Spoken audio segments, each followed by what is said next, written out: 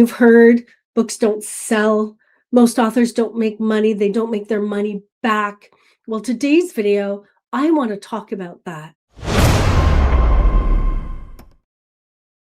When books aren't selling, authors are often told, you got to market more. You got to market more. Got to do more marketing, ads, publicity.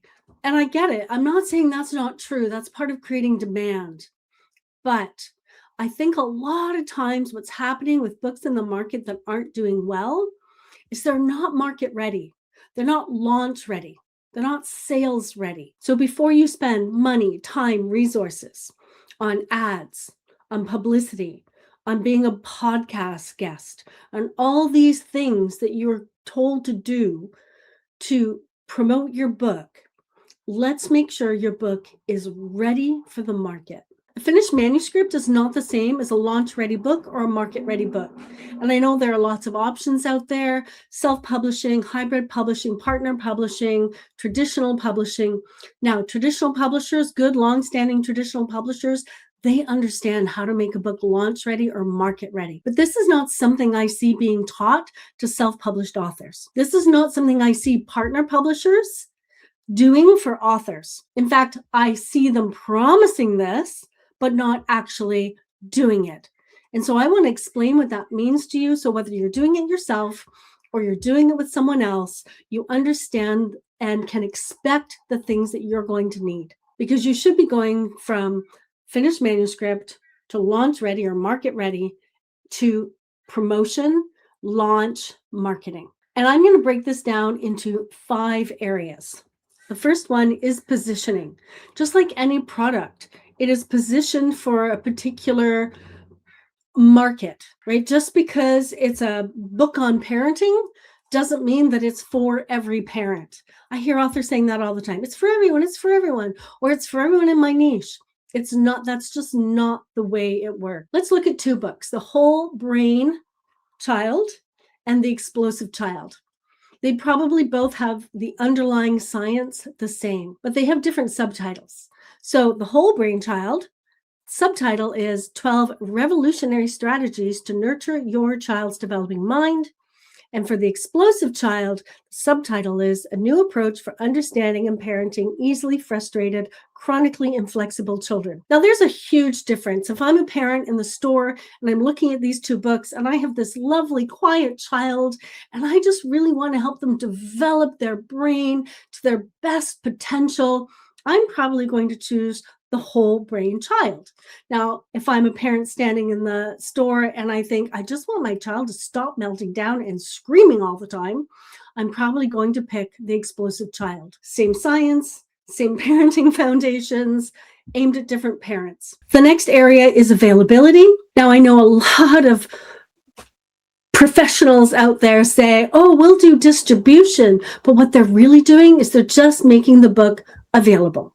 They're putting it up on Ingram Spark. They're putting it up on Lulu or Draft Digital or Amazon. They're just putting it up somewhere and they're calling that distribution. That's really just availability. It just exists somewhere. It doesn't mean people are going to order it. It doesn't mean it's going to look interesting. It doesn't mean it's going to land up on bookstore shelves. It doesn't even mean it has the potential to land up on bookstore shelves. It just means that it is available somewhere. The next is access. And this is about, can bookstores order it? Can libraries order it? Is there a path for readers to get to it? This is so important. Making it available doesn't mean there are pathways for people to actually access it. One of the things that's really important in access is how it is set up in Ingram Spark, in BookVault, in Draft Digital, in Lulu.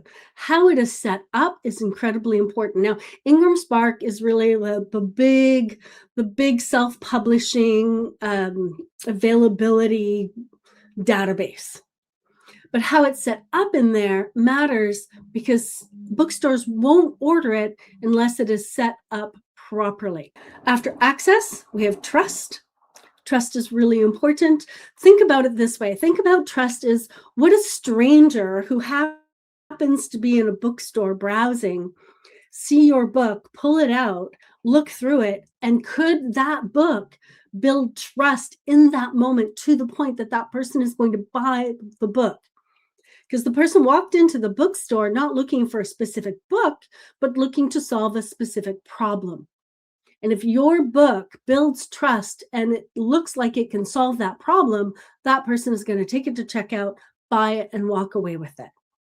That's trust. And one of the things I notice that a lot of self published authors don't do, we hear a lot about reviews, reviews, reviews. I want to just talk about endorsements because a lot of authors know that they should get reviews. But endorsements are something that I see a lot of self published authors miss. You can find people who aren't out to read your book and have the problem solved for them. They are reviewers. But there are people out in the world, there are colleagues, there are people who are experts in that field who can write a testimonial saying, this is a credible person. And because this is a credible person, you should read this book.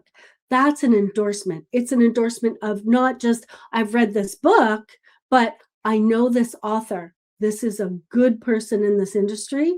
This is a good book. And that is deeper than a review. So endorsements are so, so important. Now, the last area is demand. Demand meaning, and this is what I like to think of for demand is a lot of times you see a launch and there's like, oh, we sold 50 books or 100 books and we're so excited. But then it drops off and they don't sell books anymore. But what demand really is to me, it's how you're going to keep sales growing. How are you going to ensure that people that your book stays in front of the people who you want to buy it? And that's when we can start looking at podcasts and things like that. They can build demand, but it's something that's not really going to work if your book isn't trustable, accessible, available, or positioned properly. So I have a workshop that helps you go through 25 questions, helps you determine a yes, a no, or, well, I've started it, but I don't really understand it, but I did it, but it's not working. So let's call it a maybe.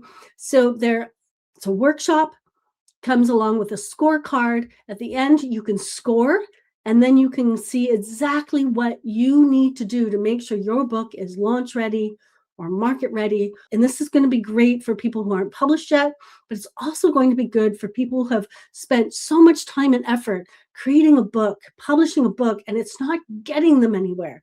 They really actually want to sell copies of the book. So I've dropped a link. Go check it out. I'd love to hear where your book is stuck, and I'd love to help you get unstuck so that you can succeed as an author, because that's my goal, to make sure that every nonfiction author finds success.